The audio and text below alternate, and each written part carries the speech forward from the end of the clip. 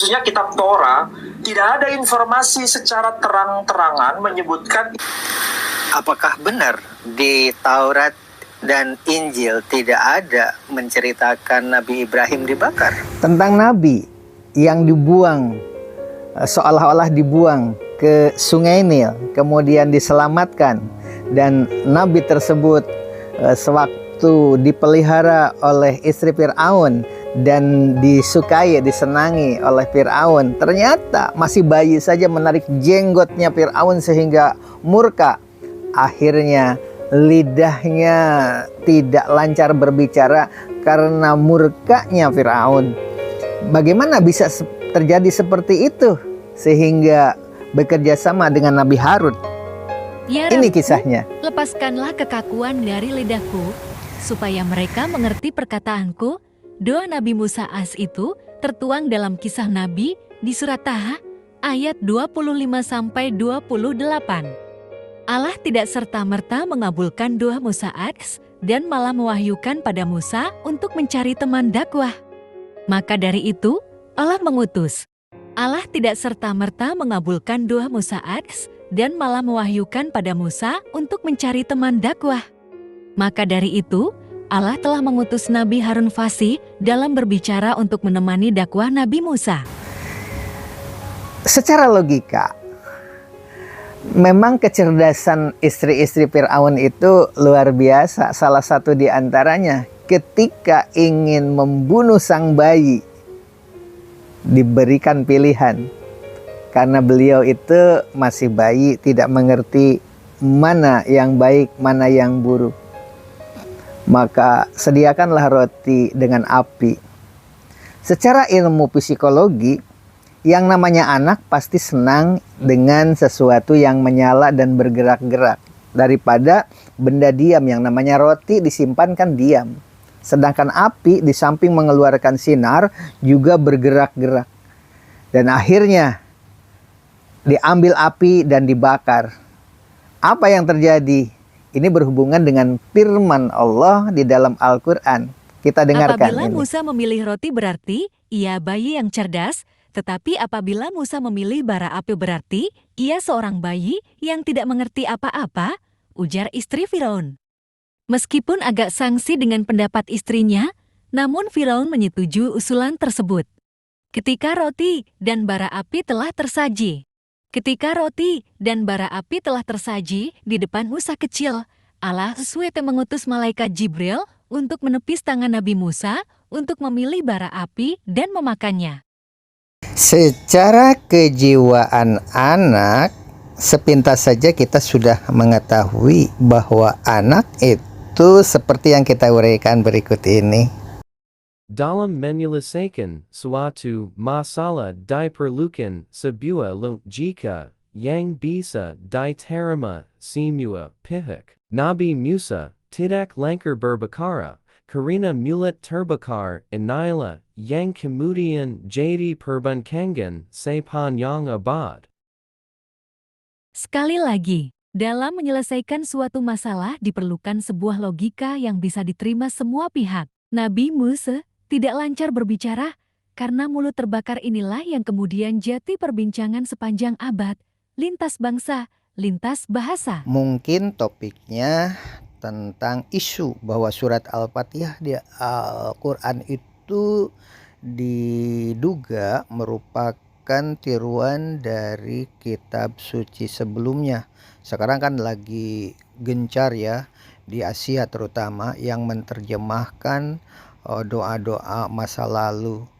Ternyata Paman Hem Ali mengungkapkan bahwa surat Al-Fatihah yang ada di kitab suci selain Al-Quran itu sebenarnya adalah Al-Quran yang mereka sadur ke dalam bahasa lain.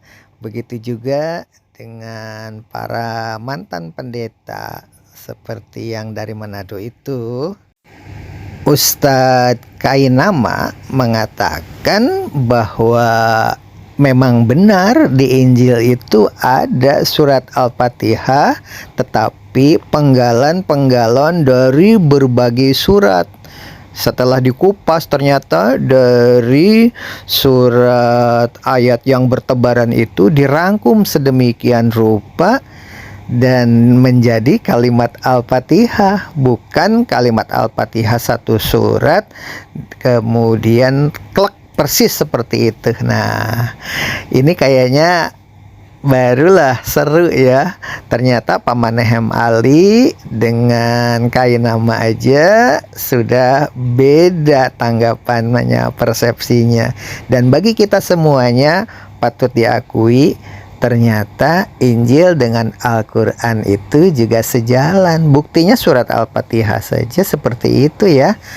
Oke, mari kita merenung bersama-sama tentang pentingnya negara Pancasila dan menghargai perbedaan pendapat, tidak debat kusil ya. Karena selama ini kan di YouTube kebanyakan debat lintas agama itu dengan ketawa-ketawa, dengan ngekek-ngekek, melecehkan, saling menjatuhkan, itu tidak etis.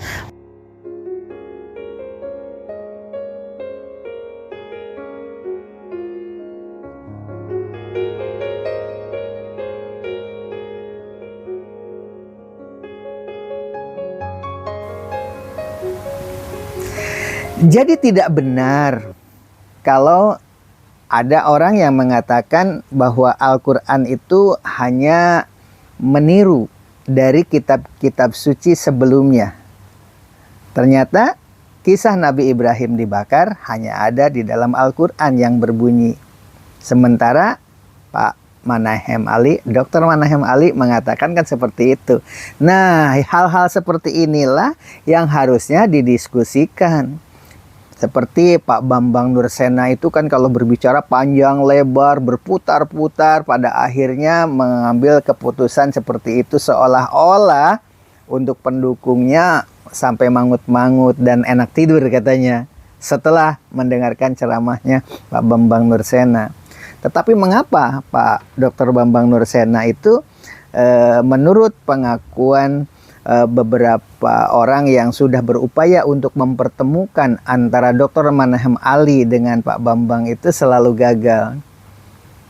Nah, padahal ini kan elok ya kalau disaksikan, dan ini bisa disimpan di media sosial atau YouTube ya.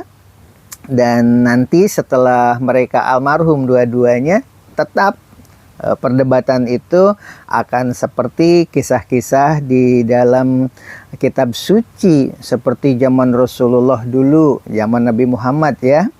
Ada Abu Lahab, ada Abu Jahal, sehingga perdebatan agama itu menjadi langgeng dan sepanjang masa disaksikan karena ada perdebatan-perdebatan seperti itu.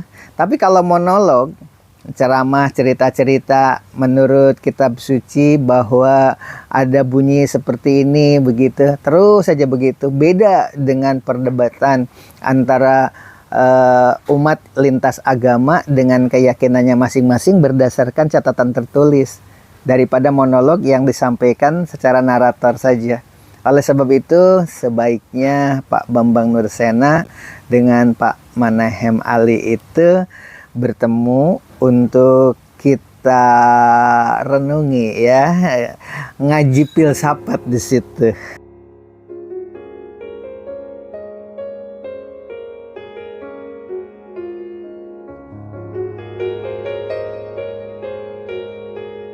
Oke, mudah-mudahan bisa dilaksanakan ya.